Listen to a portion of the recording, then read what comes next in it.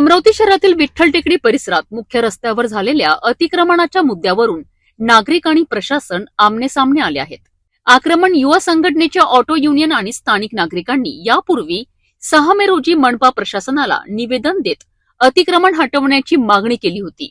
या निवेदनात मुख्य रस्त्यालगत असलेल्या एका हॉटेलसमोर पानटपरी, जळण लाकडांचे टाळ आणि इतर व्यावसायिकांनी रस्त्यावरच व्यवसाय थाटल्याचा आरोप करण्यात आला होता.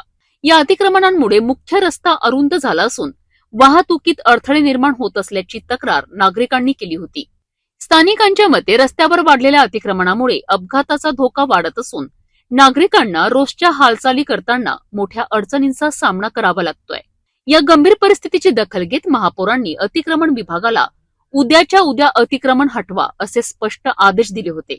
मात्र आदेशानंतरही प्रत्यक्ष कारवाई झाली नसल्याचा आरोप करत नागरिक पुन्हा आक्रमक झाले आहेत.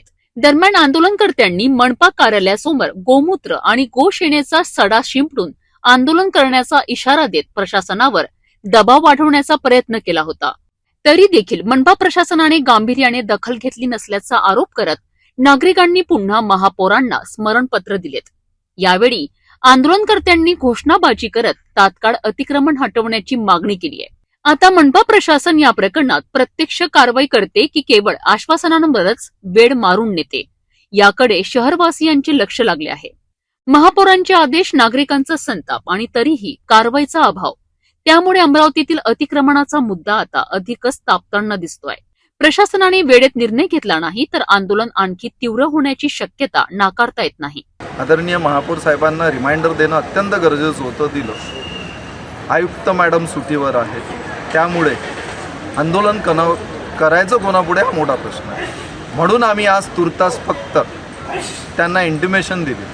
महापौर साहेबांनी पुन्हा आज सांगितलं की मी 2 दिवसात त्याच्यावरती कारवाई करतो आणि ते करतील अशी अपेक्षा नाही.